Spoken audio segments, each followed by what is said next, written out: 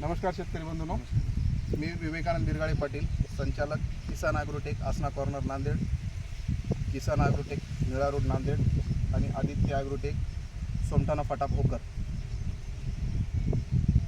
आज आपण नांदेडच्या बाजूला एक कामठा गाव आहे.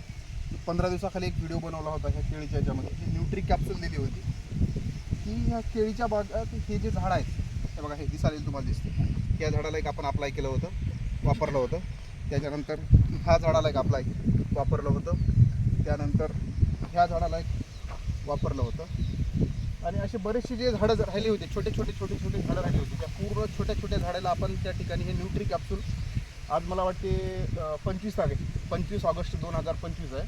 तर मला वाटते आपण 4 ऑगस्ट का 5 ऑगस्टला हे आपण 20 दिवसाखाली टाकलं, सगळ्या याला टाकलं होतं. तर हे टाकल्याच्या नंतर तुम्हाला काय जाणवलं आणि अगोदर काय होतं आणि आता काय वाटते ते सांगा. अगोदर झाडं लई लहान होते, लई लहान तरी केवढाली होती? असे भुईमध्येच होते सर, एकदम लहान होते. बरं. तर आता ते गुळ्या टाकल्यावर आपण ते चांगले समजा टोंगळ्या इतकाली झाले. बरं, म्हणजे 20 दिवसाच्या फरकामध्ये जे आहे ते एवढे लई मोठाले झाले. हां, आता तेच झालं. हां, आणि दुसरी गोष्ट, हे करत असताना मला वाटते आपल्या इथं अजून काही चुका राहिला होता. हो ते लावला की आणि सर ते आता चुका लावलाय आपण. त्याला आता ते कोणत्या दिवशी लावला होता चुका? हे आपण गोळी टाकली त्या दुसऱ्या दिवशी चुका लावला होता. हां सर, हे लावली होती. बरोबर आहे. म्हणजे याला गोळी टाकलेली आहे का तुम्ही? नाही याला गोळी टाकली नाही. का नाही टाकली? कारण आपण त्या पहिल्या दिवशी त्या सगळ्याला टाकलो आणि 100-150 जी झाडं होती त्या 100-150ला ते राहिले, याला गोळी वापरली नाही. तर जशाला तसं राहून गेलं. परत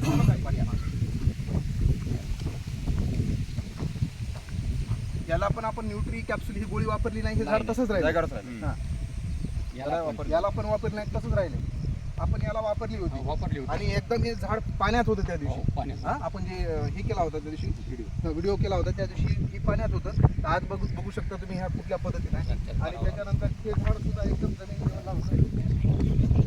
ते सुद्धा आज चांगल्या प्रकारे वाढ झालेली आहे. आणि ह्या लेवलला याला वापरलाय का? याला नाही वापरलं.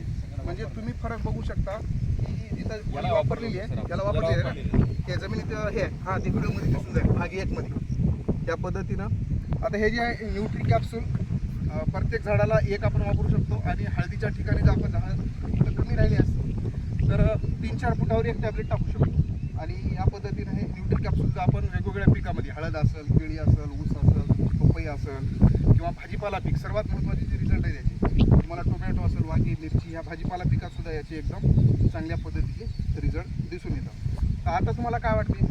आता सर झाडं हे पहिलं पुढे काम आहे, समजा बारीकच होती, आता ते आपण वापरल्या तेव्हापासून सर चांगले मोठाले झाले. समजा आपण ही गोळी वापरली नसती तर लहानच राहत होती ना सर. हां, गोळीमध्येच राहिली असते ही अवस्था राहिली सर. हां, त्या पद्धती. कारण मला वाटते हे गोळ्या टाकून आपण जे राहिला होता चुका, ते लावून घेतला ते दुसऱ्या का तिसऱ्या दिवशी लावला. म्हणजे आपण 4 तारखेला काही गोळ्या अप्लाय सगळ्याला टाकल्या, 8-9 तारखेला लावला. 8-9 तारखेला लागलाय, ती तसंच आहे.